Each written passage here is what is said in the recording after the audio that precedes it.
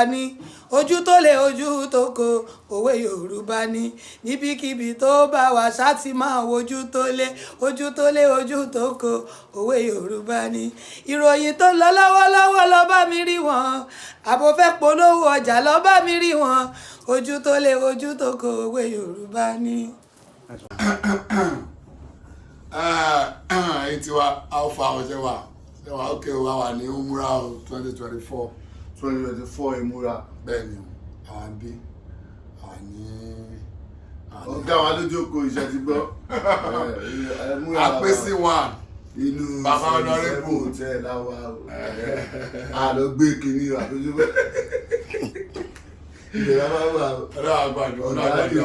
ọ̀gá àti sọ́jà láti Amẹ́ríkà ọmọ ọ̀gá ló ṣe kiri ló ṣe pẹpẹ. Kò sí wàhálà. Aláyé mi ti ń jẹ ọmọ kémi náà jẹ ọmọ rẹ. Ọtí ìjẹ tọ́pọ̀ àti ìjẹ kọ́. Ẹ̀yin náà jẹ ọmọ. Gbogbo wa náà la jẹ ọmọ lágbára ọjọ́. Aláyé ṣàdúrà. A ó ti dá ẹ̀ ló ti dá ní bàjẹ́. Iwájú làwọn àìníwá sẹ́yìn á tún máa lọ wájú sí ni. Gbogbo wa gbogbo àwọn tá a nígbàgbọ́ nínú àdúrà máa gbà fún wa. Àdúrà wa máa gbà. Gbogbo ara tí nígbàgbọ́ nínú Kábà tá a dẹ̀ wò pé tá a bá ti fojú kan gbàdúrà wa ti gbà. Ìlọsíwájú ti bá wa, ìlọsíwájú á bá wa o. Àdúrà wa gbà o, àti jábọ̀ o, àwọn jùlọ wa o. Taye Currency ò ní jábọ̀. Ọ̀gá mi ní Pasuma ní ìtìmú o. Ọmọ mi ní ọ́. Ọmọ mi ni mo gbà. Ṣé wọ́n bá wọn fẹsẹ̀ rí? Aláyé ni sọ fẹsẹ̀ rẹ ní Saudi. Aláyé ni mi o. Ọ̀gá mi ti gbà. Ṣé àràbò fẹsẹ̀ rẹ rí? Wọ́n mọ̀.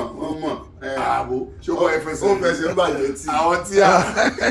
Àwọn tọ́làbò bá fa ẹsẹ̀ tí wọ́n bomú bo gbogbo ẹ̀ pa tí wọ́n sì fa ẹsẹ̀ rẹ̀. Wọ́n fa ẹsẹ̀ Pasuma. wọ́n tún fẹ́ dé fìlà orí aṣọ ram. ayé òní bẹ́ẹ̀. Ọlọ́tẹ̀ ni yóò.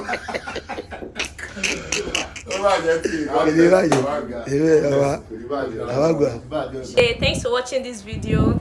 Subscribe on our YouTube channel. Subscription is free.